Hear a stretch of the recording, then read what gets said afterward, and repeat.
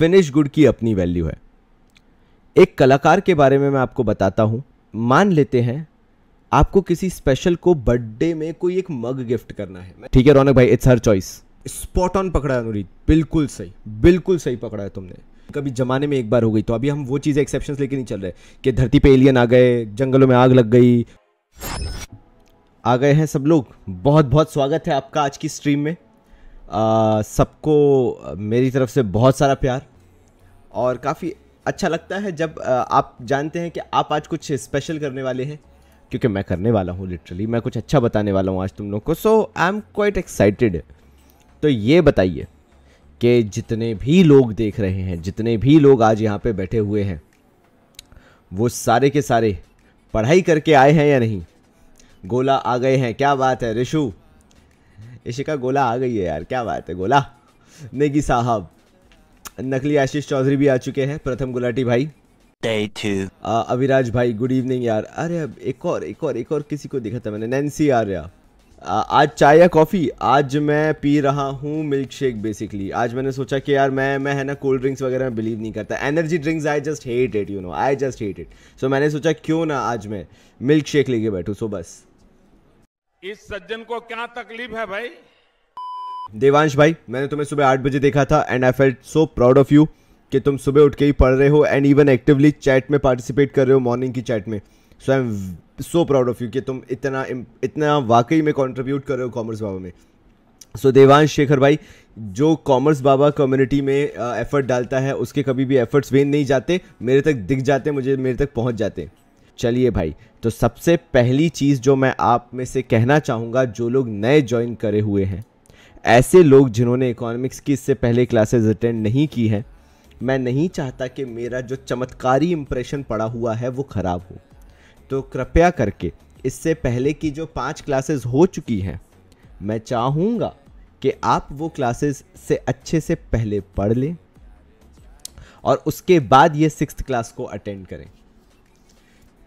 तो चलो फाइनली सब लोग तैयार हैं, तो अपन लोग शुरू करते हैं आज की क्लास। सब लोगों से मैंने इंटरेक्ट कर लिया, माहौल बन गया है अब अच्छा खासा।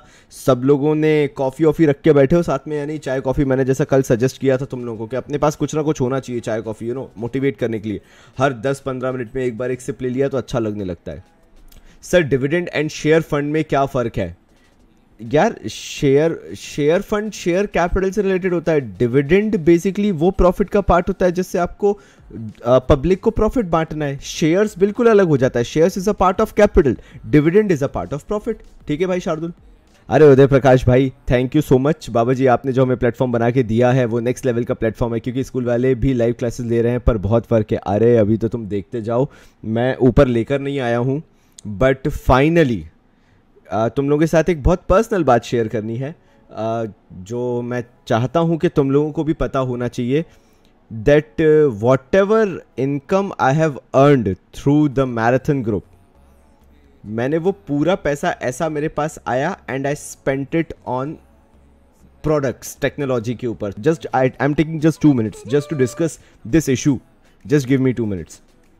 सो इंडिया में 12-12 हज़ार रुपये एक सब्जेक्ट के लिए लिए जा रहे हैं। Still they are not giving the quality जो बच्चा पैसा दे रहा है उसके लिए। So for example 12,000 for one subject, 12,000 for another and 12,000 for another. So 3 subjects it becomes 36,000 something around, और even 30,000 for the whole commerce stream का जो पैकेज बनता है। So I want to give you that top notch quality, that level of finesse जो तुम लोगों को 30-40,000 में तुम्हारा अगर कोई फ्रेंड पढ़ रहा है तो उसको भी ना मिले, and you can show them proudly. See, it's not always about money. See, Baba ji stands for us कि ये देखो, क्वालिटी के लिए पैसा खर्च करने की ज़रूरत नहीं है, सही जगह इन्वेस्ट करने की ज़रूरत है। सो लेट्स सी, चालू तो करना है। Please start now. नेगी साहब, एंड मेरी कॉफ़ी ख़त्म भी हो गई। अरे यार डेजी यार, कॉफ़ी ख़त्म कर ली यार, मैंने मिल्क शेक अभी चालू ही किया था। तो चलो भाई। सर 12 तो कम बोल रहे हो, 25 चल रहा है एक सब्जेक्ट का यहाँ। हाँ अभी गुप्ता भाई, मालूम है ना यार। चलो भाई, तो फाइनली बहुत बातें हो गई यार, अब मैं तुम लोगों के साथ पढ़ाई चालू कर सकता हूँ। So let's start studying. कल तक की कहानी सबको याद है या नहीं? मैं अगेन स्टैट्यूटरी वार्निंग दे रहा हूँ कि आप सबको, मैं फिर से बोलूंगा, आप सबको याद है कि नहीं कि कल हमने कहाँ तक कर लिया था, कल हमने क्या क्या कर लिया था, क्योंकि उसी के आगे मुझे कहानी अब आपको बताना है। शुरू करते हैं। आप लोगों का यस भी आ चुका है मेरे पास। आज मुझे आपसे कुछ स्पेसिफिक डिस्कस करना है, तो चलो जो मैं लिख रहा हूँ ना वो देखना। जिन्होंने मेरी ये पूरे 6वें वीडियो तक, मतलब पहले की 5 वीडियोस देखी हुई है, उनके लिए ये चीज़ है, उनके लिए मैं ये बात बोलना चाहूँगा कि मैं जब ये चीज़ें आपको करवा रहा था, मैंने बहुत अच्छे से आपको समझाया था कि याद करो, किसी का खर्चा किसी की इनकम होता है। मैं बहुत आराम से जाऊंगा, यस या नो में आंसर दो।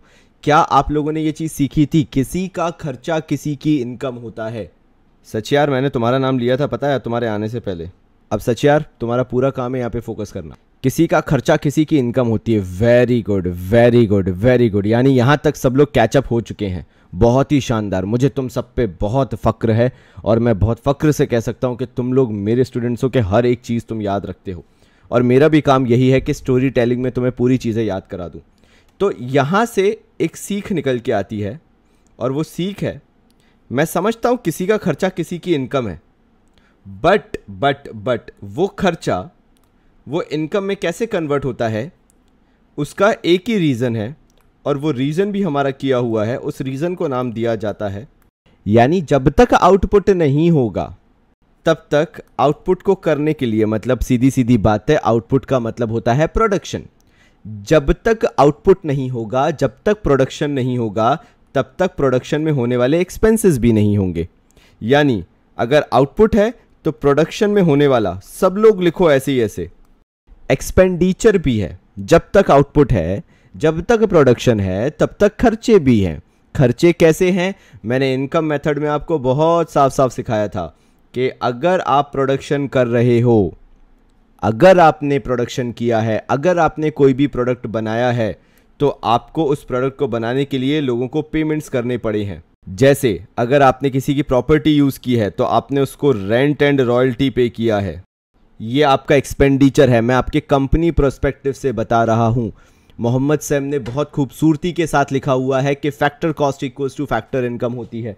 तो यार मैं अभी कॉस्टिंग के हिसाब से बता रहा हूं, मैं अभी तुम्हें बता रहा हूं कि किस तरीके से उसको तुम लेके चलोगे तुम्हारे लिए बीइंग अ कंपनी कॉस्ट। तो भैया कंपनी का पहला खर्चा हो गया कि अगर तुम्हारे पास प्रॉपर्टी नहीं थी, तुमने लेके रखी थी, तो तुम्हें देना पड़ा उस पर रेंट एंड रॉयल्टी, ये पहला खर्चा था। अगर तुम्हारे यहाँ पे एम्प्लॉयज़ काम कर रहे थे, तुम्हें उनको देना पड़ा, लिखते जाना, कुछ भी छोड़ना मत। कॉम्पनसेशन ऑफ एम्प्लॉयज़, उनको कॉम्पनसेशन देना पड़ा। जो भी तुम्हारे यहाँ लेबर काम कर रहा था वो खर्चा हुआ। तो एक्सपेंडिचर एक तो हो गया रेंट रॉयल्टी का, क्योंकि तुम्हें ये पेमेंट करना पड़ा जो जगह तुम यूज़ कर रहे थे। कॉम्पनसेशन देना पड़ा जिनसे काम तुम करवा रहे थे। फिर उसके बाद अगर तुमने किसी से पैसा लेके रखा था, कैपिटल लेके रखा था, तो तुम्हें उसको बदले में इंटरेस्ट देना पड़ा, और जो ओनर ने अपनी सर्विसेज दी, इतनी मेहनत की बेचारे ने, उसको तुम्हें प्रॉफिट देना पड़ा। जो तुम्हारा एक्सपेंडिचर हुआ वो 4 तरीके का एक्सपेंडिचर हुआ बीइंग अ कंपनी। पहला रेंट एंड रॉयल्टी, दूसरा कॉम्पनसेशन ऑफ एम्प्लॉयज, तीसरा इंटरेस्ट, और चौथा प्रॉफिट। अरे मैं बिल्कुल जूम आउट करूंगा भाई, ये लो ये लो ये लो ये लो ये लो, ये खर्चे होते हैं। जी पूर्वी जी, रॉयल्टी का मतलब होता है, अगर मैं बहुत सिंप्लिसिटी में बताऊं तो, अगर कोई मिनरल निकलता है धरती के नीचे से, कोई नेचुरल रिसोर्स निकलता है, तो उसके लिए जो पेमेंट्स करने पड़ते हैं वो रॉयल्टी कहलाती है। ये एक्सपेंडिचर किया अगर एक कंपनी ने आउटपुट किया। अब यही एक्सपेंडिचर जाकर किसी की इनकम बन गया। हमने जिसको रेंट पे किया उसकी जेब में रेंट गया ना, हमारा खर्चा हुआ बीइंग अ कंपनी, मैं समझता हूं। तो यार किसी की तो इनकम हुई, गवर्नमेंट भी तो कंज्यूमर ही है, क्यों प्रथम गुलाटी भाई? भारत सरकार भी हमारा कंज्यूमर है। और आज चलो तुम्हें एक बहुत बड़ी और बहुत अच्छी चीज़ मैं बताऊंगा, क्योंकि प्रथम भाई ने अगर बात छेड़ी दी है तो मैं अपनी थंडर नहीं जाने दे सकता, तो मैं ही बताऊंगा ये चीज़ सबसे पहले। ऐसा मैंने सोच के रखा हुआ है। If anyone asks you who is the biggest consumer in India, you will always say it's the government, Bharat सरकार है। धोखा आ रहा है प्रीति शर्मा, धोखा आ रहा है। In case if someone ask ना, बता देना उनको, government is the biggest consumer. तो प्रथम गुलाटी भाई मेरे ख्याल से क्लियर हो गया होगा कि उनके पास जाएगा पैसा। तो इनडायरेक्टली देखा गया these are the expenditure but at the same time all these are income for someone, तो मैं इसको इनकम भी नाम दे सकता हूँ, कोई दिक्कत नहीं है। और क्योंकि बहुत डिमांड आ रही है धोखा धोखा धोखा, तो मैं भाई लिख देता हूँ मिक्स्ड इनकम भी। ये लो भाई मिक्स्ड इनकम। लेकिन मिक्स्ड इनकम वही हो क्या कि कहीं बेसिकली थोड़ा बहुत खर्चा हुआ, मतलब किसी ने उन एंटरप्रेन्योर्स पे थोड़ा बहुत खर्चा किया और उनकी इनकम हो गई। इसको जनरली मैं लेता पता है क्यों नहीं हूँ, क्योंकि ये एक्सपेंडिचर को ज़्यादा हद तक प्रूव नहीं कर पाता, ये इनकम को ही प्रूव कर पाता है। और उसका अपना रीज़न भी है यार, उसका अपना रीज़न भी है। Because again when it comes to mixed income basically you can not define the ideal expenditure कि तुमने खर्चा कहाँ किया। सो जैसे कैपिटल का इंटरेस्ट ही देना है, एंटरप्रेन्योरशिप का प्रॉफिट ही देना है, कॉम्पनसेशन देना है अगर किसी से लेबर वर्क करवा रहे हो, अगर प्रॉपर्टी है तुम्हारे पास तो ऑब्वियसली तुम उसके बदले में रेंट या रॉयल्टी पे करोगे। But when it comes to mixed income you can not specifically define यार कि क्यों ऐसा हो रहा है और किस चीज़ का पेमेंट आप कर रहे हो, किस चीज़ के लिए पे कर रहे हो, क्या एक्टिविटी कर रहे हो जिसके लिए आप पेमेंट्स कर रहे हो। So that can happen. इसलिए ये तो यहाँ तक क्लियर हुआ कि किसी का खर्चा किसी की इनकम। वेदांत भाई ने बोला था धोखा रह गया, तो भाई वेदांत भाई मैंने धोखा बिल्कुल लिख दिया है, आपके सामने है। और मुझे बहुत अच्छा लगता है जब आप लोग बिल्कुल पॉइंट आउट कर लेते हो। रॉयल्टी एक्सपेंस क्यों? क्योंकि डेजी रॉयल्टी देखो किसी को मिलेगी और कोई पे करेगा, ठीक है डेजी, कोई ना कोई तो पे करेगा यार, someone will pay and someone will receive वाली सिचुएशन है। So that is the reason. Riya Pandey same answer, same answer. और अगर समझ में आ गया तो प्लीज़ यस पोस्ट कर देना। हाँ प्रॉफिट तो फिर आगे चल के बढ़ जाता है मोहम्मद सैम। प्रॉफिट जो है कॉर्पोरेट टैक्स सिखाया था मैंने तुमको, प्रॉफिट अगर नहीं दिया होता तो कॉर्पोरेट टैक्स होता है, डिविडेंड होता है और रिटेन्ड अर्निंग्स या फिर अनडिस्ट्रीब्यूटेड प्रॉफिट होता है, वो होता है पूरा। तो यहाँ तक क्लियर है? बिल्कुल सही बोला कशिश अरोड़ा ने यहाँ पे क्लियरली एक्सप्लेन कर दिया ना। Firm pays royalty to people whose land has the minerals. मान लो कोई पर्सनल प्रॉपर्टी है, कंपनी ने बोला यार ठीक है आप रॉयल्टी पे हमें दे दो वो जगह, हम उसको एक्सट्रैक्ट करेंगे, हम मिनरल्स एक्सट्रैक्ट करेंगे। तो यार वो कंपनी जो है वो बंदे को रॉयल्टी देती रहेगी और वहाँ से एक्सट्रैक्ट करती रहेगी जो भी नेचुरल रिसोर्सेज है। जनरली गवर्नमेंट ही पे करती है। हाँ अनुरी, जनरली गवर्नमेंट ही पे करती है जो रॉयल्टी होती है, क्योंकि गवर्नमेंट चाहती है कि नेचुरल रिसोर्सेज पे उसका कब्जा रहे, फिर भले ही वो किसी थर्ड पार्टी को, किसी कंपनी को एक्सटेंड करा सके, वही रिसोर्सेज दे सके, लेकिन पहले भारत सरकार उस पर नज़र ज़रूर रखती है, specially in case of natural resources. Clear? But anyways you will ignore me. Feru भाई नहीं भाई, you are awesome brother, why the hell I will ignore you. यानी इसका कंक्लूजन अगर मैं तुम लोगों को बोलूं जो अभी हमने सीखा वो ये था कि output is the focal point और output is the centre point, मैं इसको ऐसा बोल सकता हूं। और आउटपुट के दोनों तरफ सिचुएशन रिवॉल्व होती है। क्यों? क्योंकि आप सबसे पहले एक्सपेंडिचर करोगे, एक्सपेंडिचर करोगे तो आउटपुट होगा, आउटपुट होगा तो उससे लोगों की इनकम होगी। क्या मैं सही कह रहा हूं? या अगर नहीं तो कुछ और भी हो सकता है क्या इसके अलावा जिससे एक इकोनॉमी के अंदर पैसा जनरेट होता है? Is there any other way? Please tell me. एक इकोनॉमी के अंदर जो हम बात करते हैं इनकम की, जो हम बात करते हैं पैसे की, मेरा तो ये बोलना है, मैं तो भैया फाइनली इस पे लगा दूंगा ताला कि एक इकोनॉमी के अंदर तीन ही चीज़ें होती हैं जिससे इनकम सर्कुलेट होती है, या मनी फ्लो होता है, या जिससे पैसा रेगुलेट होता रहता है, या जिससे इकोनॉमी की करेंसी घटती या बढ़ती है। और वो तीन चीज़ें हैं एक्सपेंडिचर, आउटपुट, इनकम। अगर आउटपुट नहीं होगा तो खर्चा काय पे करोगे? खर्चा ही नहीं होगा तो किसी और की इनकम नहीं होगी। अगर ये साइकिल चलती रहेगी, सर्कल में ये साइकिल चलती रहेगी, मैं लिख देता हूँ सर्कल में चाहे तो, ये रहा आउटपुट, आउटपुट से भाई हमारा एक्सपेंडिचर होगा और इनकम होगी। ये साइकिल चलती रहेगी। अगर ये साइकिल चलती रहेगी तो इकोनॉमी में मनी फ्लो होता रहेगा। चलो, अनुष्का ने बोला है sir we can say that mixed income is for short time. Mixed income is not for short time, it can be for long time, but it is very minimal. बहुत कम पैसा होता है मिक्स्ड इनकम के अंदर और बहुत वेग पैसा होता है। अब एक आंटी हैं जो बहुत मेहनत से किसी तरह से अपना घर चला रही हैं, उन्होंने सब कुछ संभाल रखा है, वो कढ़ाई बुनाई भी करती हैं, वो खाना भी बनाती हैं दूसरों के घर पे जाके। तो ये जो चीज़ें हो जाती हैं ना, ये हो जाता है बेसिकली आपका mixed income of self employed. Baba ji output के बाद इनकम ज़्यादा हो सकती है, जितना आउटपुट होगा उतनी तो इनकम होगी। भाई अगर मेरे पास बेचने के लिए 5 प्रोडक्ट हैं तो मेरे पास इनकम भी 5 प्रोडक्ट के बराबर होगी। सो तभी तो इट्स अ विशियस सर्कल, जो होता है वो चलता रहेगा। एम्प्लॉयर्स लेते हैं, एम्प्लॉय नहीं लेते, एम्प्लॉयर्स कंट्रीब्यूशन लेते हैं। साक्षी अग्रवाल, यहां तक क्लियर है? पहले मुझे बताओ, क्योंकि मैं बहुत धीरे धीरे जाऊंगा आज, क्योंकि जो कंसेप्ट आज मुझे समझाने हैं that will take time. Parle G भाई बताइए, मेरा तो मैसेज इग्नोर हो जाता है। नहीं भाई, नहीं नहीं नहीं, किसी का इग्नोर नहीं हो रहा। अभी मेरा सिर्फ एक काम है और वो है तुम लोगों के फोकस, तुम्हारा फोकस रखना और तुम्हारे कंसेप्ट स्ट्रॉन्ग करना। सो मैं अभी सिर्फ सिलेक्टेड चीज़ों के आंसर दूंगा, अगर मुझे जेन्युइन लगेगा तो ही अब आंसर्स आएंगे, क्योंकि अब मुझे कमेंट सेक्शन बिल्कुल ऑफ चाहिए। What ever I will ask just post it, otherwise अभी रुक जाओ। वो चलेगा, उसको डेजी कैसा भी बना दो, कैसा भी बना दो चलेगा, कोई फर्क नहीं पड़ता, वो सब इंटर रिलेटेड है। जैसे इनकम हुई तभी तो वो इनकम इन्वेस्ट होकर आउटपुट में जाएगी, आउटपुट मतलब होगा तो आउटपुट से खर्चा ही, खर्चा होगा तो फिर इनकम होगी। कुछ भी बना दो डेजी, तभी तो बोला वो सर्कल है, वो कैसा भी जा सकता है, लेकिन इन 3 के कारण ही इनकम होगी, इन 3 के कारण ही पैसा जनरेट होगा। बताइए यहां तक समझ में आया? तो फिर मैं आगे बढ़ता हूं जल्दी जल्दी, यस और नो? ठीक है, बहुत अच्छी बात है, क्योंकि हो सकता है तुम लोगों को थोड़ा सा लेजी लगे, हो सकता है तुम लोग को लगे कि यार आज थोड़ा सा अजीब जा रहे हैं, लेकिन ज़रूरी है। समझो, मैंने बहुत सोचा है, उसके बाद अपन इस लेवल तक आए हैं। तो विनीत भाई, मैंने क्या बोला है कि अब मुझे फोकस चाहिए और मैं चाहता हूं कि तुम लोग 15 मिनट अब चुपचाप रहो और मेरी बात सुनो, क्योंकि मैं और इन डेप्थ जाने वाला हूं। शुरुआत करते हैं आज के नेक्स्ट मेथड से, और वो मेथड है हमारा आउटपुट मेथड। सब लोग हेडिंग डाल लो। अगर आपको इतना समझ में आ गया है तो that will become very easy for me to explain you further कि आउटपुट मेथड होता क्या है। लेकिन बेटा उसके लिए आपको एक चीज़ ज़रूर ध्यान में रखनी है कि आप बहुत फोकस करके दिमाग में इनकम मेथड को याद रखें। अगर इनकम मेथड घूमता रहेगा तो आपको ऑटोमेटिकली ये आउटपुट मेथड समझ में आने लगेगा। तो शुरू करें। सो आउटपुट मेथड का यार एक और नाम है, वो कहलाता है value added method. Now what is value added method? इसका मतलब है कि एक रॉ मटेरियल से किसी भी प्रोडक्ट को फिनिश्ड गुड में कन्वर्ट होने में, या हिंदी में बोलूं अगर बहुत सिंपल तरीके से, तो एक लकड़ी को फर्नीचर में कन्वर्ट होने में क्या डिफरेंस है? सिर्फ आपकी वैल्यू एडिशन का। आपने उसमें वैल्यू ऐड कर दी है, आपने उस चीज को कीमती बना दिया है।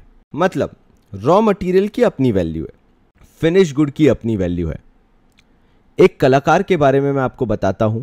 मान लेते हैं आपको किसी स्पेशल को बर्थडे में कोई एक मग गिफ्ट करना है। मैंने अजीब अजीब तरह के मग्स देखे हैं, तो मैं मग्स की बात कर सकता हूं। मैंने देखा कि एक ऐसा मग है जिसमें कुछ भी गर्म डालोगे, चाहे चाय हो, चाहे कॉफ़ी हो, चाहे पानी हो, कुछ भी गर्म डालते हो तो उसमें सब कुछ एकदम उभर के आ जाता है। तो मैंने सोचा चलो यार एक ऐसा मग अपने दोस्त के लिए मैं बनवाता हूँ। तो यार मैं उसके पास गया, दुकान वाले के पास। मैंने बोला यार मुझे एक ऐसा मग बनवाना है जिसमें मेरे दोस्त की फ़ोटो रहे और मेरी फ़ोटो रहे उसके साथ में, और जैसे ही वो कुछ गर्म डाले पूरा का पूरा एकदम सही हो जाए और उसमें यार उसकी और मेरी फ़ोटो दिखने लगे। वरना पूरा ब्लैक रहे, जनरली पूरा ब्लैक मग रहेगा, लेकिन फ़ोटो वोटो जो होगी वो दिखने लगेगी अगर उसके अंदर कुछ गर्म जाता है तो। यार उसने बोला हो जाएगा सर, बिल्कुल हो जाएगा। उसने मुझे मग दिखाया। मग मतलब उस आर्टिस्ट ने मुझे रॉ मटेरियल दिखाया, ये रॉ मटेरियल था उसके पास। बोला सर इस मग पे काम होना चालू होगा, और उसने फिर मुझे प्रिंटिंग मशीन दिखाई जिससे वो प्रिंट वगैरह करेगा या जो भी करेगा। फिर उसने बोला सर ये आपको पड़ेगा 700 रुपये का। मैं बहरा गया, क्योंकि मेरे किसी भी लॉजिक तक 700 रुपये वर्थ इट नहीं थे। मैं जानता हूँ मार्केट में मग आ जाता है 120 रुपीज़ का। तो मैंने अपना दिल संभालते हुए पूछा, मेरे भाई, मेरे बंधु, मेरे सखा, ये तुम 700 रुपीज़ किस लॉजिक के साथ कह रहे हो? तो उसने मुझे समझाया सर ये टेक्नोलॉजी जो है ये बहुत रेयर है। मैं आपको वो सर्विस दे रहा हूँ भोपाल के अंदर या जहाँ भी आप रहते हैं वो उस जगह पे, जो आपको कोई और नहीं दे सकता। ये क्वालिटी आपको कहीं नहीं मिलेगी जो टिपिकल हर दुकानदार बोलता है भाई। सेम बोला कि ये क्वालिटी आपको कहीं नहीं मिलेगी, आप चेक कर लो, ये तो मेरे पास ही मिलेगी। तो मैंने लॉजिक लगाते हुए उससे पूछा कि मेरे भाई मतलब तू ये कह रहा है कि तू टोटल 580 रुपीज़ की वैल्यू ऐड कर रहा है? वो बोला हाँ, दुकानदार बोला हाँ। मैं बहरा गया, मैंने कहा ठीक है भाई तू कह रहा है तो। फिर उससे मैंने आगे भी पूछा, मैं कहा तू सही बोल रहा है ना 580 रुपीज़ की वैल्यू ऐड कर रहा है? वो तब भी स्टिक रहा कि नहीं भैया 580 की वैल्यू ऐड कर रहा है। मैं थोड़ा सा टेंशन में आ गया था कि मैंने कहा ठीक है भाई चल तू कह रहा है तो चलेगा, कोई दिक्कत नहीं है। फिर मैंने विजन करना चालू किया कि जब मैं अपने दोस्त को दूंगा वो मग, और वो जब देखेगा कि यार उसमें मेरी और उसकी फ्रेंडशिप दिख रही है यार, बेस्ट फ्रेंड्स दिख रहे हैं यार, और उसके लिए यादगार चीज़ हो जाएगी। तो मैंने कहा चल यार ₹700 तो फिर उस हिसाब से बहुत छोटी चीज़ है। सो यहाँ से हमें पता क्या चला, ध्यान दीजिएगा। लेकिन उससे पहले मैं माही का एक क्वेश्चन ले लेता हूँ। सर मग भी तो किसी रॉ मटेरियल से बनता है। माही मैं उस क्वेश्चन पे आऊँगा, अभी सिर्फ तुम लोगों का ध्यान एक ही चीज़ पे होना चाहिए, और वो ये है जो मैं पूछ रहा हूँ, जो मैं बता रहा हूँ। मैं सब बताऊंगा, मैं जानता हूँ ना तुम लोग के क्या डाउट्स आएंगे। माही मुझे थोड़ा सा टाइम दो, इसलिए बीच में बोलना नहीं है, सब ध्यान दो। सो फाइनली फेरू भाई साहब ने जैसे बोला है कि हाँ भाई आप तो बाबा जी आगे बढ़ गए यार। तो यार 580 रुपीज़ जो है, ये 580 रुपीज़ की सामने वाला बंदा वैल्यू ऐड कर रहा है। तो वैल्यू एडिड हुआ क्या? पहली चीज़, जो फिनिश गुड की वैल्यू होती है, सब लोग ऐसे ही नोट करो जैसे मैं नोट कर रहा हूँ। इसे बोला जाता है बेटा लोग वैल्यू ऑफ आउटपुट, यानी ये आउटपुट की वैल्यू है। और जो रॉ मटेरियल है, ये हमारे नए इकोनॉमिक्स के फैंसी टर्म में आजकल कहलाने लगा है इंटरमीडिएट कंजम्पशन। और ये तो आपको पता ही है, ये वैल्यू एडेड है 580, ये तो मैंने एरो लगा के रखा ही हुआ है। ज़रा तीनों का नाम लिख लो जल्दी से, जो मैंने लिखा है। रॉ मटेरियल का हुआ इंटरमीडिएट कंजम्पशन, जो उस बंदे ने एक्स्ट्रा कॉस्ट जोड़ी है वो उसको वैल्यू एडेड बोलेगा, और जो फाइनल प्राइसिंग है, मार्केट प्राइस है, उसको बोला जाता है वैल्यू ऑफ आउटपुट। अगर लिख लो तो प्लीज़ यस लिख देना। वेरी गुड वेरी गुड, बहुत ही अच्छे बहुत ही अच्छे। मानसी भी आ गई है, गुड यार, वेरी गुड, सब बैठे हुए हैं, मतलब बहुत अच्छी बात है ये तो। Okay very good. सो मतलब यहाँ तक आपको कंसेप्ट क्लियर है कि क्या चल रहा है। सो फाइनली जब यहाँ तक बात आ गई है तो मान लो मैं एग्जाम्पल दे रहा हूँ, अब एग्जाम्पल दे रहा हूँ, और मैं सच यार तुम्हें बहुत मारूंगा अगर तुम्हारा आंसर नहीं आया। मैं कुछ एक दो लोगों से बहुत उम्मीद करके बैठता हूँ, बाकी सब लोग, क्योंकि ऐसा नहीं है कि मुझे एक्सपेक्टेशन किसी से नहीं है, लेकिन मैंने जिसको बेस लेवल पे स्ट्रगल करते देखा है उनके नाम तो मैं लूँगा। जैसे कशिश अरोरा है, प्रेम जांगीर, मोहम्मद सैम, फेरू, ये लोग वो हैं जो स्ट्रगल करके अपना रास्ता आगे बना रहे हैं। ये कुछ लोग हैं जिनको मैं देखता हूँ ऑन अ रेगुलर बेसिस, बाकी सब भी बहुत अच्छा कर रहे हैं, लेकिन इन लोगों से मेरे को एक्सपेक्टेशन है कि मेरी बात बहुत ध्यान से सुनोगे और उसके बाद आंसर करोगे, ठीक है? Riya, you also comes in the same line, तो ध्यान देना मेरी बात पे। So I have purchased a raw material, हमने एक रॉ मटीरियल खरीदा, हिंदी में बोला जाए, for ₹200, and the finished good pricing is ₹900। Tell me value added कितना है? चलो वेट कर रहा हूँ, आ जाओ जल्दी, आ जाओ जल्दी, आ जाओ। प्रणीता आप अच्छा कर रहे हो बेटा, आप अच्छा कर रहे हो। 200 है, रॉ मटेरियल 200 है, सॉरी वो बहुत ही गंदा लिखाया था नेगी साहब, माय मिस्टेक। अब मुझे यहाँ पे बैठे हुए जितने लोग हैं एक बात बताओ, तुम लोगों को क्या वाकई में कोई फॉर्मूला याद करना पड़ा? मेरा पहला क्वेश्चन यही है तुमसे, क्या कोई फॉर्मूला याद करना पड़ा? मुझे बस इतना बता दो। वेरी गुड नैन्सी, आ रहे हो, लगे रहो, सही सही आंसर दे रहे हो, बहुत ही शानदार जा रहे हो, बहुत ही शानदार बहुत ही शानदार। सो माय क्वेश्चन इज, किसी को फॉर्मूला कुछ याद करना पड़ा क्या यार? ज़रूरत ही नहीं पड़ी, ज़रूरत ही नहीं पड़ी।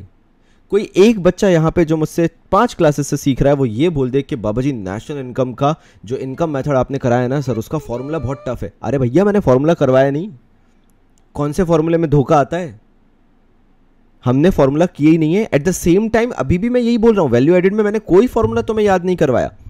अगर मैं अभी टिपिकली बिल्कुल बिल्कुल देहाती लेवल पे चला जाऊं, बिल्कुल कि मुझे तो कुछ आता ही नहीं है, मैं गधा हूं, सीधी सीधी बात है, मैं अगर बिल्कुल सिंपल लेवल पे चला जाऊं तो मैं बोल सकता हूं कि यार बाबा जी की आज्ञा अनुसार जो मैंने काम किया है वैल्यू एडेड का, वो किया है मैंने फिनिश्ड गुड, ध्यान दीजिएगा भाई लोग, finished good minus raw material. हाँ या ना, जल्दी बताओ, यस और नो। जो बिल्कुल कॉमन काम किया मैंने वो यही किया ना भाई कि फिनिश गुड और रॉ मटेरियल का मैंने डिफरेंस लिख दिया, खत्म कहानी। अब मैंने आपको बताया था फिनिश गुड का जो नया नाम आ चुका है वो है वैल्यू ऑफ आउटपुट। फिर उन्हें बहुत शानदार बात बोली है वैसे, it's common sense which is not common at all फेरू, दैट इज द थिंग।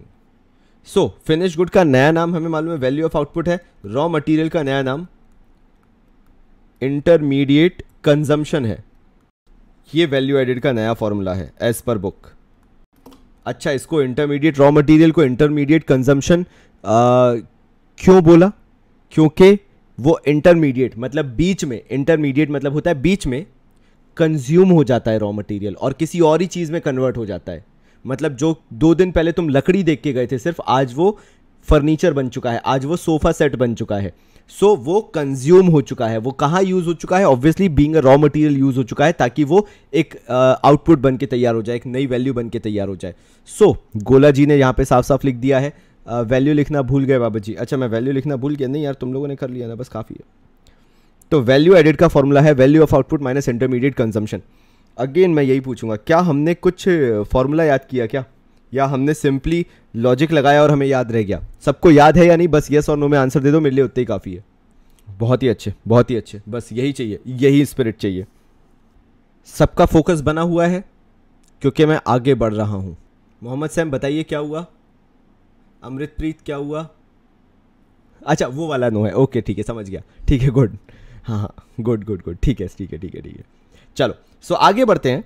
और अब मैं आपको इसमें एक और चीज़ बताने वाला हूं, और वो है ये महाशय जो वैल्यू ऑफ आउटपुट बैठे हुए हैं। अब इसका लॉजिक भी तो पता करना ज़रूरी है, इनको कैसे छोड़ दें? ऐसा ऐसे चलेगा भैया? बाबा जी की कक्षा चल रही है, वैल्यू ऑफ आउटपुट को भी तो कुरेदना है। तो लिखिए ज़रा value of output. Value of output के बारे में अगर मैं आपसे बहुत ही सिंप्लिसिटी में बात करूं तो ये हमारा होता है जो भी हमने प्रोडक्शन किया है, ठीक है भाई? Whatever we have produced, that is the value of output. अब लेकिन यहां पे मैं कुछ चीज़ें तुमसे डिस्कस करने वाला हूं और तुम लोग मेरे से वो चीज़ें सुनोगे। मैं 2 मिनट दे रहा हूं, मैंने जूम आउट किया हुआ है, जिसको देखना है देख लो। मनीष चौधरी ने बोला था इसलिए मैंने कर दिया है। Okay good. सो मैं आगे बढ़ता हूं। वैल्यू ऑफ आउटपुट की मैं बात कर रहा था। सीधी सी बात है, बहुत लॉजिकल चीज़ है कि अल्टीमेटली तुम चैप्टर पढ़ रहे हो नेशनल इनकम, समहाउ इसी के आसपास सारी चीज़ें फोकस्ड है, ठीक है?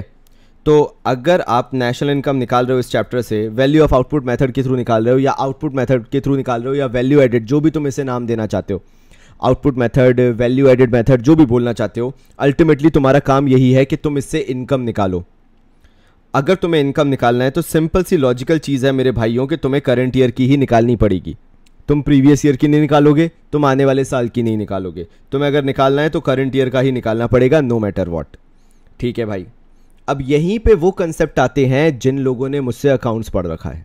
तो ये जो इतने दिन का ग्राइंड किया है ना तुमने आंखें बंद करके मेरे साथ, अब उसका फल मिलना चालू होने वाला है, क्योंकि आपको फोकस रखना है यहां पे। वैल्यू ऑफ आउटपुट 2 चीजों का मिक्सचर होता है, मैं बताऊंगा बाद में, लेकिन पहले आपको समझाना चालू करता हूं। एक आपके पास चीज होती है ओपनिंग स्टॉक। अभी मैं कंसेप्ट से थोड़ा इधर जा रहा हूं ताकि तुम्हें चीजें अच्छे से समझा सकूं। तो एक होता है तुम्हारा ओपनिंग स्टॉक। ओपनिंग स्टॉक से फॉर एग्जाम्पल मैं मान लेता हूं मेरे पास साल की शुरुआत में पड़ा हुआ था 50,000 का स्टॉक। अब चाहे वो रॉ मटेरियल हो, चाहे वो फिनिश्ड गुड हो, चाहे वो आधे में लटका प्रोडक्ट हो, ये हमारा ओपनिंग स्टॉक दिया हुआ है 50,000 रुपए, ठीक है भाई? और क्वेश्चन में क्लोजिंग स्टॉक भी दिया हुआ है, ऐसा नहीं है सिर्फ ओपनिंग स्टॉक दिया हुआ है, क्लोजिंग स्टॉक भी दिया हुआ है।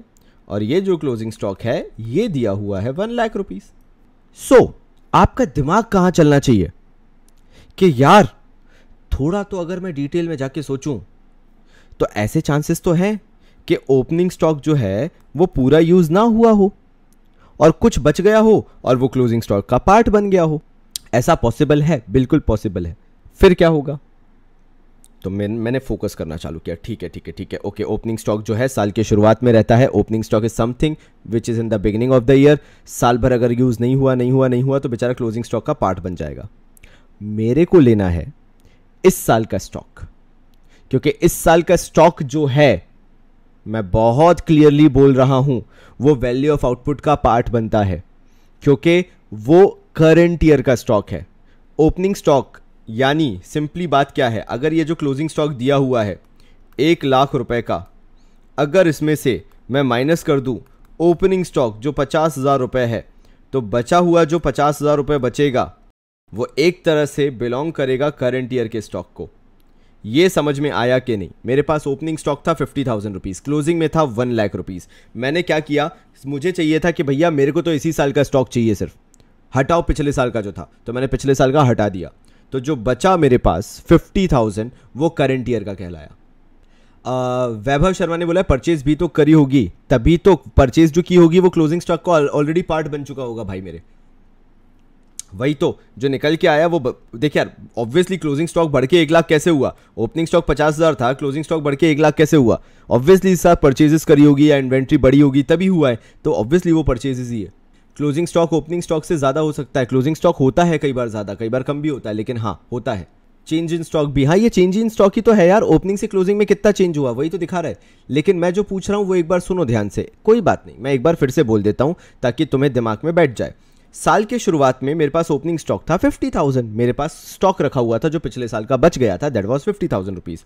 लेकिन जब साल का एंड आया तो साल के एंड आते आते वो स्टॉक जो था बढ़ के 1 लाख रुपए हो गया, 1 लाख रुपीज हो गया।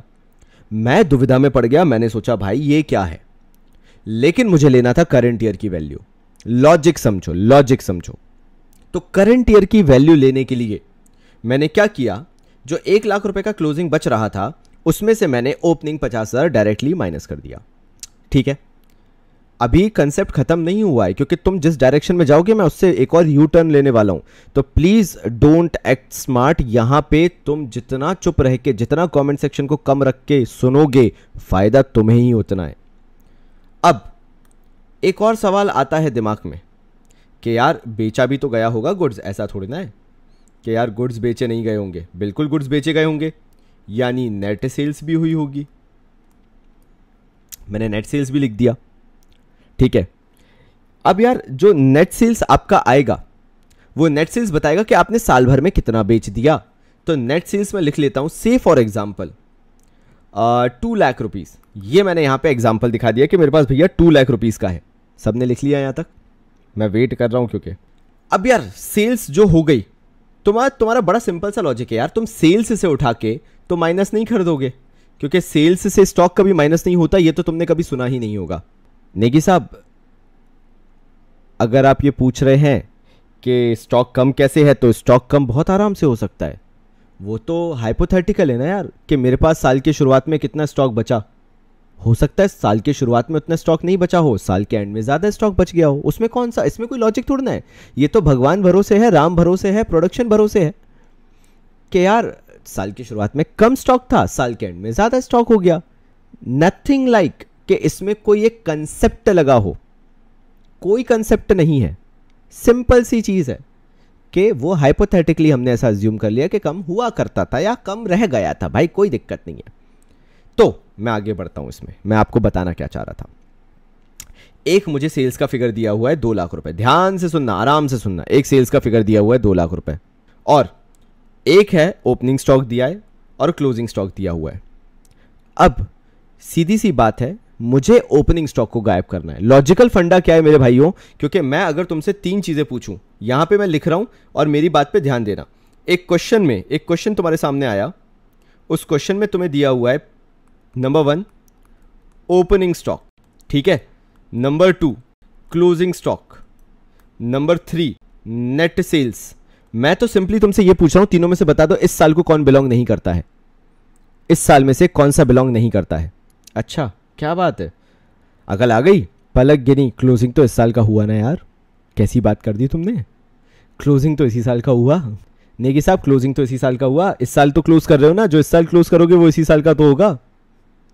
अगर साल के एंड में नेगी साहब तुम्हारा इस साल के एंड में क्लोजिंग में अगर तुम्हारा रिजल्ट आएगा तो वो करंट ईयर का ही आएगा या पिछले साल का आ जाएगा या आने वाले साल का आ जाएगा।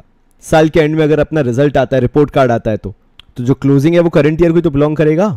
बिल्कुल यार, जो ओपनिंग स्टॉक है वो करंट ईयर को बिलोंग नहीं करता है। तो मान लो अगर मेरे पास ये पूरी वैल्यूज हैं तीनों, क्योंकि अब अगेन जो मैं बोलूंगा वो तुम्हें ध्यान से सुनना है और उसका आंसर देना है। क्या ऐसी पॉसिबिलिटी है मेरे भाइयों, क्या ऐसी पॉसिबिलिटी है कि जो ओपनिंग स्टॉक साल के शुरुआत में बचा हुआ था उसमें से पूरा ओपनिंग स्टॉक यूज ना हुआ हो और इस साल में करंट ईयर में वो स्टॉक यूज ना हुआ हो और मुझे उसको नेक्स्ट ईयर में कैरी फॉरवर्ड करना पड़ गया हो, मतलब क्लोजिंग स्टॉक में लेके नेक्स्ट ईयर में कैरी फॉरवर्ड करना पड़ गया हो। नेगी साहब मतलब क्वेश्चन बहुत सिंपल है यहां पे। It is not mandatory for me कि मैं ओपनिंग स्टॉक को 100% यूज कर लूं। अगर मैं 100% यूज नहीं करता हूं तो लॉजिकल है वो कहीं ना कहीं क्लोजिंग स्टॉक का पार्ट बन चुका होगा, क्योंकि अगर इस साल यूज नहीं हुआ तो क्लोजिंग स्टॉक में आ जाएगा। क्लोजिंग स्टॉक का लॉजिक ही यही होता है कि क्लोजिंग स्टॉक मतलब वो स्टॉक जो आपका यूज नहीं हुआ है इस साल में, भले वो पिछले साल से कैरी फॉरवर्ड होके क्यों ना आ रहा हो, अब आ रहा होगा समझ में तुम लोगों को धीरे धीरे। मेरे पोपट बाबा भाई कितना ध्यान दे रहे हैं, देखो भाई यार पोपट बाबा डीपी चेंज कर यार, मजा नहीं आ रहा यार उस डीपी में यार, नाम अच्छा लग रहा है लेकिन डीपी थोड़ी अजीब लग रही है। प्रथम गुलाटी की डीपी देखो यार, इंस्पायर हो, कुछ अच्छा लगना चाहिए। बिल्कुल पॉसिबल है, बिल्कुल पॉसिबल है, मतलब ये लॉजिक तुम्हें समझ में आ रहा है। वेरी गुड, बहुत अच्छे बहुत अच्छे। वी विल वर्कआउट यार, वी विल वर्कआउट। मैं चेंजेस लेके आ सकता हूँ अगर तुम लोग को उस हिसाब से समझ में। ओपनिंग स्टॉक यूज, देखो यार रौनक भाई, अगर मैंने ओपनिंग स्टॉक यूज नहीं किया, सीधी बात है ना भाई यार, रौनक भाई साहब मैं इसका बहुत सिंपल आंसर दूं तुम्हें। अगर घर में 4 साबुन की टिकियाँ हैं और मैं 6 और खरीद के लेके आ गया, तो क्या मेरे पे ज़बरदस्ती है कि पहले मैं पुरानी, मम्मी की बात नहीं कर रहा, मम्मी तो बोलेंगी पहले वो यूज़ करो, लेकिन मैं बात बता रहा हूँ, अगर मेरे पास 4 साबुन की टिकिया घर पे रखी हुई है विच इज़ ओपनिंग स्टॉक, और मैं 6 साबुन की टिकिया और लेके आ गया, तो क्या मेरे पास ज़बरदस्ती कि मैं वो 4 टिकिया जो पहले से रखी है उनको ही यूज़ करूँ? मैं चाहूँ तो नहीं करूँ ना। परचेज कर सकते हैं हम, परचेज पे तो कोई रोक है ही नहीं, हम और परचेज करना चाहें हम बिल्कुल परचेज कर सकते हैं भाई, कोई दिक्कत नहीं है। हाय पार्ले जी भाई, मेरे वापस आ गए तुम, वेरी गुड। लखन रघुवंशी, मैं तुमसे गुस्सा हो जाऊंगा अगर तुमने अब ध्यान नहीं दिया क्लास में, तो जो भी बातें हैं नोट्स वर्कशीट्स वगैरह सब बाद में, मुझे अभी अटेंशन चाहिए, मेरे ऊपर जिम्मेदारी है तुम्हारी, प्लीज टेक इट सीरियसली। रौनक भाई समझ गए, ऐसे ऐसे ऐसे चाहिए होते हैं ना, ऐसे एग्जाम्पल चाहिए होते हैं। Very good. तो अभी अभी अभी अभी हिलना नहीं है, अभी हिलना नहीं है, अभी हिलना नहीं है, अभी मेरी बात खत्म नहीं हुई है पूरी, है ना। आगे बढ़ते हैं आगे बढ़ते हैं, क्योंकि कंसेप्ट यहीं पे अधिकतर लोगों के हिलते हैं, मेरा काम है यहीं पे बनाना, ठीक है।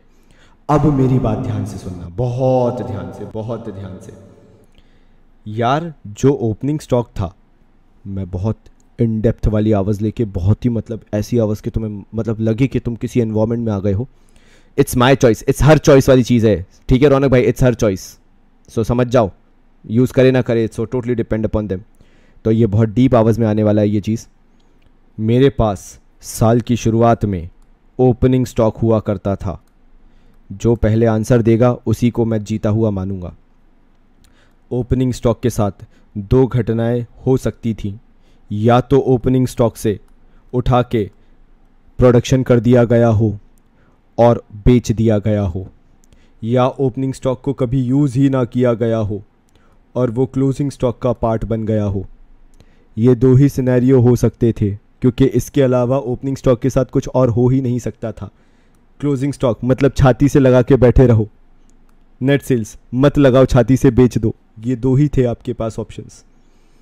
आप बहुत गंभीर थे, लेकिन आप जानते थे कि ये ओपनिंग स्टॉक, क्योंकि आप सीआईडी के दया थे, आप जानते थे ये ओपनिंग स्टॉक इन दोनों में से ही किसी में छुपा हुआ है। या तो ओपनिंग स्टॉक ढूंढने से निकलेगा नेट सेल्स के अंदर, या तो ढूंढने से निकलेगा क्लोजिंग स्टॉक के अंदर।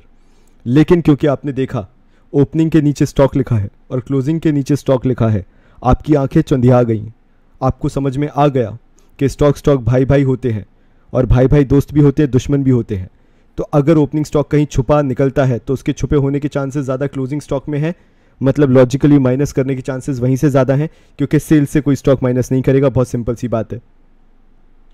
तो मैंने नेट सेल्स को तो एज इट इज़ ले लिया, क्योंकि इलॉजिकल हो जाता मैं नेट सेल्स से उठा के स्टॉक माइनस कर रहा होता।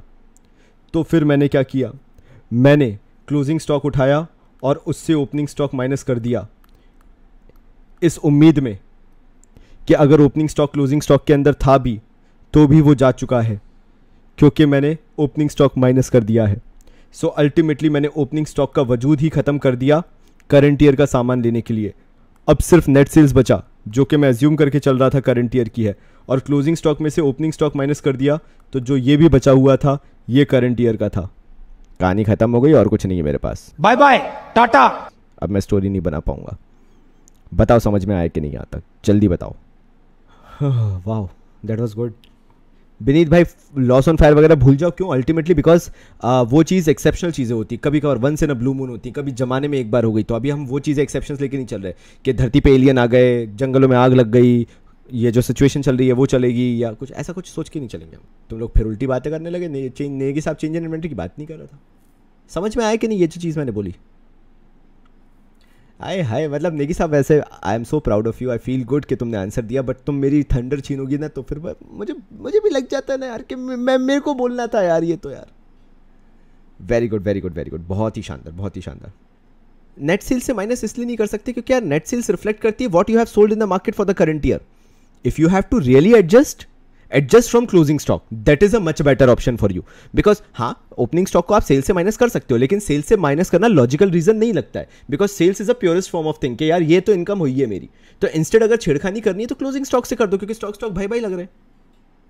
तो फाइनली अगर कोई मुझसे आप पूछता है ना कि वैल्यू ऑफ आउटपुट क्या होता है, तो मैं वैल्यू ऑफ आउटपुट बोलूंगा एक तो वो जो बेच दिया यानी नेट सेल्स, एक तो वो जो बेच दिया मतलब नेट सेल्स, और मैं प्लस करूंगा इसमें, गूगल शांत हो जा भाई क्या कर रहा है, net sales plus closing stock, क्योंकि क्लोजिंग स्टॉक को प्लस ही किया जाता है भाई, करंट ईयर का होता है क्लोजिंग स्टॉक, और माइनस ओपनिंग स्टॉक.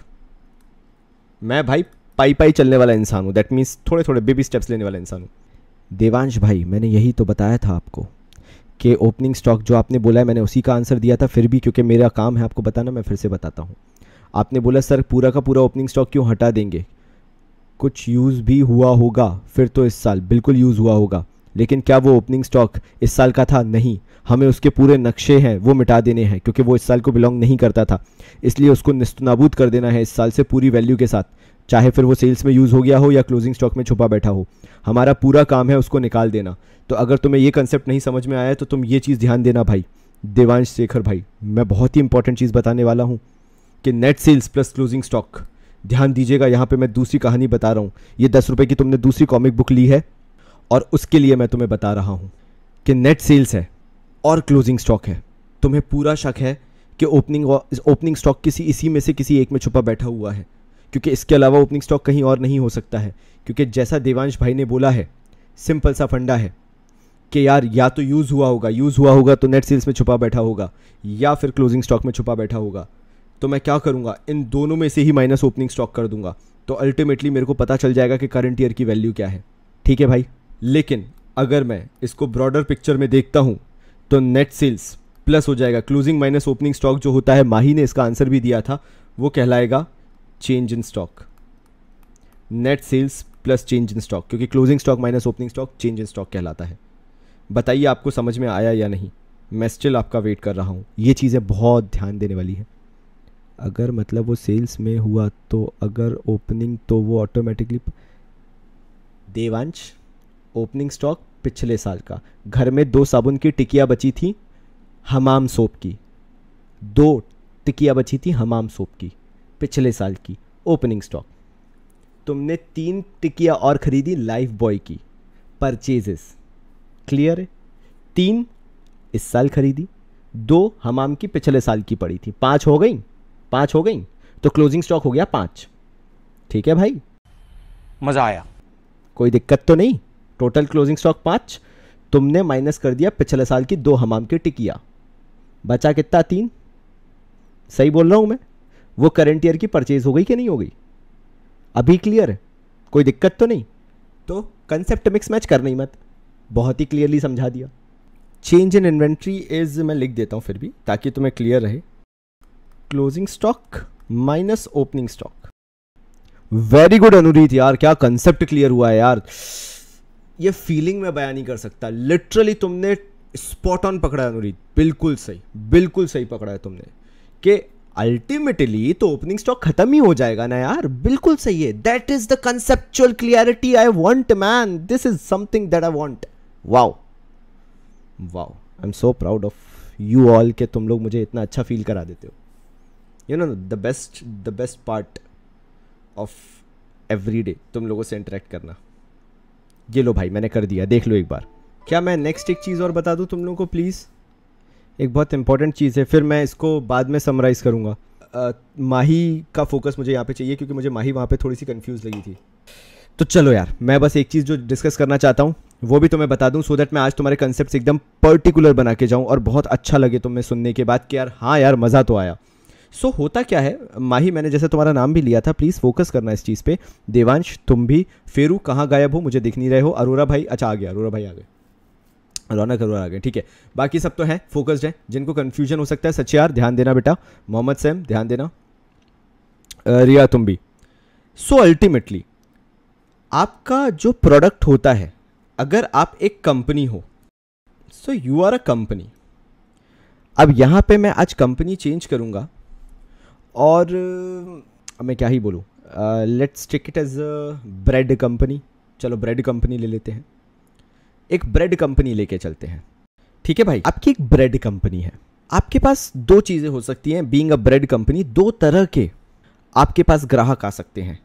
एक, कोई आपको दूसरी कंपनी अप्रोच कर सकती है जो कि मे बी सैंडविचेस बनाती है या ब्रेड से रिलेटेड प्रोडक्ट्स बनाती है, मार्केट में बेचती है अलग तरीके से, मतलब उसमें कुछ एडवांसमेंट करके, या रेस्टोरेंट टाइप है जो आपसे डायरेक्टली आपके ब्रेड लेते हैं वगैरह वगैरह। ऐसे बहुत सारे चांसेस हो सकते हैं। वो ब्रेड कंपनी जो है वो ऐसे लोगों को दे सकती है, ऐसी कंपनी को सेल आउट कर सकती है जो कि कुछ और बना के बेचते हैं फर्दर। या फिर बीइंग अ कंपनी आप डायरेक्टली कंज्यूमर को भी सेल कर सकते हो। ये भी बड़ा सिंपल सा ऑप्शन है, you can directly sell it to consumer. ये दो ऑप्शन है आपके पास। लेकिन एक बात बताओ, जो आप कंज्यूमर को सेल करोगे वो तो मैं समझ सकता हूं कि कंपनी अपनी सेल्स में काउंट करेगी ओवरऑल अगर देखा जाए तो। पार्ले जी आपकी कंपनी से इतनी नफरत नहीं है, लेकिन उसमें क्या एग्जांपल नहीं बैठेगा ना, इसलिए मैं सोच रहा हूं कि तुम लोगों को सिंपल एग्जांपल दूं। ठीक है भाई, तो यहां पे हमने देखा कि हमारे पास एक कंपनी है जो ब्रेड बेचती है, उसने किसी और कंपनी को ब्रेड बेच दिया जो रेस्टोरेंट चलाती है। तो वो जो रेस्टोरेंट चलाने वाली कंपनी है वो कोई और प्रोडक्ट सेल आउट करती होगी, सैंडविचेस बना के बेचती होगी, ये बना के बेचती होगी, वो बना के बेचती होगी। और एक हमारी कंपनी ने डायरेक्टली कंज्यूमर्स को सेल आउट किया और वो कंपनी ने सेल्स बोला। तो याद रखना, यहां पे बहुत ध्यान देना, बहुत ध्यान देना। If a company sells product to a company, वो ये वाली कंपनी कभी भी सेल्स नहीं बोल सकती। एक कंपनी सेल्स तभी बोलेगी जब वो कंपनी किसी कंज्यूमर को सेल आउट करे, तभी उसको नाम दिया जाएगा सेल्स। अगर एक कंपनी किसी और कंपनी को सेल आउट करती है और वो कंपनी कोई और बाय प्रोडक्ट बनाती, बाय प्रोडक्ट क्यों बोला, कोई और फर्दर नया प्रोडक्ट बनाती है उससे, तो भैया जो ये कंपनी है, say for example this is A, this is B, और मुझे ए की सेल्स निकालनी है। ठीक है, मैं इसको थोड़ा सा साफ भी कर देता हूं ताकि कोई कंफ्यूजन ही ना हो। So this is company A. Okay, so company A is selling a product to company B. So if company A is selling a product to company B के लिए वो प्रोडक्ट तो रॉ मटेरियल हुआ, तो company ए इसको sales नहीं बोल सकती। ये मैं क्रॉस लगा रहा हूं, है ना, इट्स क्रॉस, यानी company A can not call this sales as a sales because company B उसको रॉ मटेरियल जैसे यूज कर रही है। बट वो कंपनी बी के लिए, जैसा कुछ लोगों ने कमेंट भी किया, इंटरमीडिएट गुड जरूर हो जाएगा, या इंटरमीडिएट कंजम्पशन। गुड के बाद अगर आपको मैंने लिखवाया तो इंटरमीडिएट कंजम्पशन लिखवाया है, वो इंटरमीडिएट कंजम्पशन जरूर हो जाएगा कंपनी बी के लिए, क्योंकि कंपनी बी के लिए वो रॉ मटेरियल है और मैंने रॉ मटेरियल का आपको नाम बताया था, वो इंटरमीडिएट कंजम्पशन है। तो अगर कंपनी ए को सेल्स देखनी है तो कंपनी ए अपनी सेल्स को सेल्स कब बोल सकती है? जब कंपनी ए किसी हाउस होल्ड को बेचे या गवर्नमेंट को बेचे, क्योंकि ये दोनों कंज्यूमर्स की कैटेगरी में आते हैं, whether it is household और गवर्नमेंट, तो कंपनी इसको सेल्स बोल सकती है। लेकिन if a company selling to another company, that will be intermediate consumption for another company. Example ये लिख लो पहले, फिर एग्जाम्पल दूंगा, मेरे को जल्दबाजी नहीं है, मेरे को ये कंसेप्ट बना के जाना है, तो इसको लिख लो एक बार, फिर मैं एग्जाम्पल देता हूं। आयुष सक्सेना बेटा, वो किसी एक के लिए मीनिंग रखना चाहिए। जैसे कंपनी बी के सिनेरियो में उसको मैं इंटरमीडिएट गुड जैसे ट्रीट कर रहा हूं और वो कंपनी बी के लिए कंट्रीब्यूट कर रहा है, मतलब कंपनी बी के कॉन्टेक्स्ट में माना जा रहा है। लेकिन दूसरे सिनेरियो में जब वो हाउस होल्ड को सेल आउट हो रहा है, तो क्योंकि हाउस होल्ड को तो हम लेते ही नहीं है आउटपुट मेथड में, तो वो कंपनी ए के लिए सेल्स जैसे काम कर रहा है। तो आइदर और सिचुएशन होती है। If you have sold to another company, that will be termed as intermediate good for another company.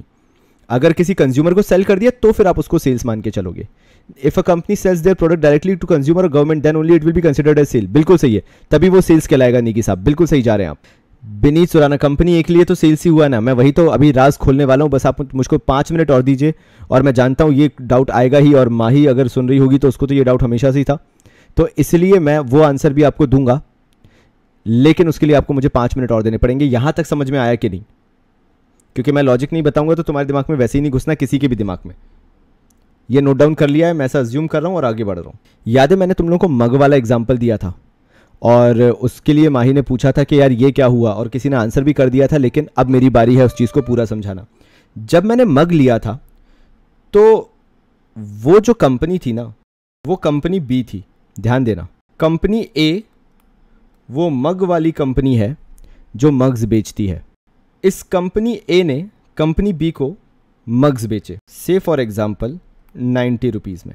Company B ने जब मुझे बीइंग अ कंज्यूमर बताया कि मग की कॉस्ट कंपनी बी अगर मुझे एक कंज्यूमर को बेचेगी वो कंपनी, तो मग की कॉस्ट वो जोड़ेगी 120 रुपीज़। यानी कंपनी बी ने जब मुझे बेचने की बारी आई, जब मुझे बेचने की बात आई, तो उसने कंपनी ए का 90 रुपीज़ तो जोड़ा। अगर आप ध्यान से देखो तो कंपनी बी ने अपना भी 30 रुपये का प्रॉफिट मार्जिन जोड़ लिया है इसके अंदर। समझ में आ रहा है? तब कंज्यूमर की जेब में वो जो मग है वो 120 रुपीज़ का जा रहा है, जिसमें और एडिशन डिज़ाइन ड्राइनिंग करके वो वैल्यू ऐड करके बाकी फर्दर बेचेगा आगे चल के। तो जब कंपनी बी सेल करेगी या सेल्स करेगी मार्केट में, तो कंपनी बी इस सेल्स के अंदर, ध्यान देना, जो कंज्यूमर को ये सेल्स की 120 की, इसके अंदर उसने कंपनी ए की सेल्स भी कंसिडर कर ली। अब अगर मैं यहाँ 90 रुपीज़ कंपनी ए की सेल्स ले लेता, फिर कंपनी बी ने जो कंज्यूमर को सेल किया 120 वो भी ले लेता, तो 120 प्लस 90, तुम सोच लो मैं कहाँ जाता, जबकि वो लॉजिक है ही नहीं। लॉजिक क्या है? वो 120 के अंदर 90 रुपीज़ ए कंपनी का है और 30 रुपीज़ बी कंपनी का है, ये 120 रुपीज़ है। तो प्रॉब्लम ऑफ डबल काउंटिंग हो जाएगा अगर मैंने उठा के ये 90 रुपीज़ को भी सेल्स मान लिया और फिर जो कंपनी बी ने कंज्यूमर को बेचा 120 उसको भी काउंट कर लिया, और मैं ऐसा नहीं चाहता। इसलिए हम वही सेल्स को सेल्स मानते हैं जो कंज्यूमर के पास गई है। फिर यही कंपनी ए जो है, माही ध्यान दीजिएगा, इसने एक कंज्यूमर को उठा के मग बेचा, ₹100 में मान लो बेचा, कोई दिक्कत नहीं, कंज्यूमर को थोड़ा महंगा बेच रहे हैं, तो भैया कंपनी उसको तो सेल्स बोल सकती है ना, क्योंकि ये कंज्यूमर जाके तो फर्दर किसी और को नहीं बेचेगा ना यार, सिंपल सी बात है। इसलिए उसको आप सीधे सीधे बोल सकते हो, कंज्यूमर को जो भी बेचा उसको सीरियसली सेल्स कंसिडर कर सकते हो। और जो अगर आप लोग यहाँ पे ध्यान से मृदुल का कमेंट देखो, जो कंपनी ए की इनकम थी वो कंपनी बी की इनकम में इंक्लूड हो गई है, तो वो बिल्कुल सही बोला है उसने। बट सर कंपनी बी को जो गुड सेल किए वो कंपनी ए के अकाउंट्स में कहाँ दिखाएंगे? कंपनी ए के अकाउंट्स में तो कंपनी दिखाएगी अपनी सेल्स वगैरह। मैं बात कर रहा हूँ यहाँ पे नेशनल इनकम कैलकुलेशन की, मैं यहाँ पे कंपनियों की बात नहीं कर रहा कि कंपनी टू कंपनी क्या होता है। मैं टोटलिटी में बता रहा हूँ कि अगर मुझे भारत की इनकम निकालनी है तो मैं कौन सी सेल्स कंसिडर करके भारत की इनकम निकालूं, कंपनी टू कंपनी की सेल्स करके या कंपनी टू कंज्यूमर की सेल्स करके। कोई अगर आपसे पूछता है अगर कंपनी टू कंपनी सेल्स है, एक कंपनी दूसरी कंपनी को सेल्स कर रही है, तो क्या वो सेल्स है? आप बोलोगे नहीं, वो दूसरी कंपनी के लिए जिसको बेचा गया है उसके लिए इंटरमीडिएट कंजम्पशन है। फिर अगर कोई आपसे पूछता है अगर एक कंपनी एक कंज्यूमर को सेल आउट करती है तो क्या उसको सेल्स बोला जाएगा? तब आप बोलोगे हाँ, उसको तब आप सेल्स कह सकते हो। सर डाउट, जो स्मॉल शॉप ओनर के पास मग आए वो उसने किसी होलसेलर के लिए से लिए होंगे, बट कंपनी ए ने तो उसे फाइनल गुड्स फॉर कंज्यूमर। नहीं नहीं नहीं नहीं नहीं नहीं, अगर कोई कंपनी खरीदती है तो उसके रिकॉर्ड्स अलग मेंटेन होते हैं, उसके बिल्स अलग होते हैं, और अगर कोई कंज्यूमर खरीदता है तो उसके अलग रिकॉर्ड्स मेंटेन होते हैं। ये ध्यान देना होगा आपको, दोनों अलग अलग चलता है, क्योंकि सबके बिल बनते हैं तो पता होता है कि वो काय के लिए जा रहे हैं। क्योंकि अगर कोई कंपनी लेती है तो कंपनी बल्क ऑर्डर्स लेती है, मतलब बल्क ऑर्डर्स में लेगी, 2000-3000 मग्स लेगी, वो कभी भी ऐसा नहीं लेगा कि 100-200। और याद रखना अगर कोई स्मॉल शॉपकीपर ऐसे काम कर रहा है तो उससे बड़ा एक शॉपकीपर पहले ही बल्क में ले चुका होगा जिससे वो छोटा शॉपकीपर ले रहा होगा, तो हम उस बड़े बल्क वाले को ही काउंट करेंगे। ऐसा चलता है, क्योंकि ऐसे तो बहुत मीडियोकर चेन आते आते बहुत लंबी चेन हो जाएगी। चलो यार, सबको समझ में आ गया। तो अगर कंपनी टू कंपनी है तो वो नहीं कहलाएगी। तो मेरा नेक्स्ट क्वेश्चन आपसे यही है, इसी में नेक्स्ट क्वेश्चन है मेरा आपसे, ध्यान दीजिएगा, निवेदन है कि आप इस पर थोड़ा सा फोकस करें जो मैं आपसे पूछने वाला हूँ। Number 1, sold goods by company A to company B. Second, sold goods by company A to household. Third, sold goods by company B to government. मेरा पहला क्वेश्चन इसमें मैं लिख देता हूँ, अमाउंट लिख देता हूँ ताकि तुम लोगों को याद करने में, मतलब मुझे समझाने में, आंसर करने में आसानी हो। क्या कोई मुझे कंपनी बी की वैल्यू एडिड निकाल के बता सकता है? हर्ष टैक्स वैक्स छोड़ दो, अभी बहुत दूर की बात है, अभी छोड़ दो, अभी कुछ भी नहीं करना। मैं तुम लोगों को कंफ्यूज करने ही नहीं चाहता, बिना बात के ये सब चीज़ें बीच में लाओ ही मत। जल्दी बताओ वैल्यू एडिड कितना होगा for company B. I am asking about the value addition, value added जो मैंने तुम लोगों को समझाया था, वैल्यू एडिड कैसे निकालना है। ठीक है यार, 500, वेरी गुड यार। साक्षी अग्रवाल गलत जा रहे हैं, लखन रघुवंशी गलत जा रहे हैं, प्रीति गलत, रिद्धदीप गलत, मानिक दास भाई गलत जा रहे हो। 500। अभी गुप्ता सही है बिल्कुल, डेजी सही है, देवांश भाई भी सही जा रहे हैं, फेरू कहीं और ही चले गए, फेरू गलत है, गोला ने ही बोल दिया है 500। उदय प्रकाश, रिया, ईशु, भूपेश ठीक है सही जा रहे हो, वैभव सही हो गए, नैन्सी आ रहे 500 ठीक है, लखन भाई वापस सही आ गए, मृदुल भाई आ गए 500 पे ठीक है। तो जैसा यहाँ पे लिखा हुआ है first point, sold goods by company A to company B, तो मैंने बोला था कंपनी ए की सेल्स तो ले नहीं सकते उसे, तो आप कंपनी बी का क्या लोगे? Intermediate consumption. मैंने आपको वैल्यू एडिड का फॉर्मूला बताया था, अगर आपने लॉजिकली समझा था तो वैल्यू एडिड का फॉर्मूला था नेट सेल्स, क्या कर रहा हूँ मैं, वैल्यू ऑफ आउटपुट ही लिखते हैं ना यार। जल्दी बताओ क्या था वैल्यू ऑफ आउटपुट माइनस क्या था? जी हाँ, इंटरमीडिएट कंजम्पशन। ठीक है भाई, तो अब जो कंपनी बी के लिए इंटरमीडिएट कंजम्पशन था वो था 200, तो मैंने इंटरमीडिएट कंजम्पशन माइनस 200 तो लिख दिया।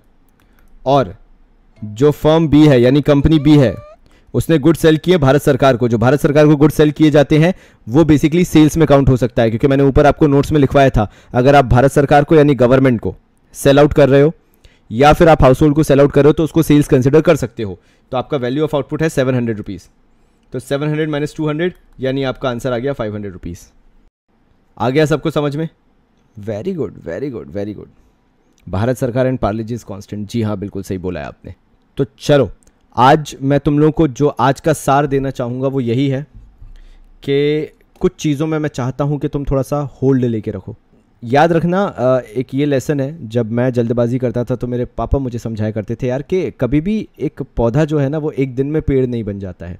तो याद रखना कि तुम्हें भी ऐसा नहीं करना है, तुम्हें भी पूरा एक साथ नहीं लेना है कि नहीं यार मेरे से तो यार वैल्यू एडिड के सारे क्वेश्चन बन जाएंगे। आज मैं सिर्फ तुम्हें बेस बनाने आया था ताकि जब हम एक हफ्ते बाद मिले तो फ्रेश स्लेट की तरह तुम्हें सब समझ में आ जाए कि अच्छा ये था, एंड वो चीज़ मैच्योर भी हो चुकी हो तुम्हारे माइंड में। सो मैं नहीं चाहूँगा कि अभी एकदम स्टार्टिंग स्टेज में मेरे बिना तुम कोशिश करो कि नहीं यार बाबूजी ने इतना करवा दिया, अब तो मैं आगे चला जाऊँगा, मैं वैल्यू एडिड मेथड कर लूँगा और हो जाएगा बिल्कुल हो जाएगा।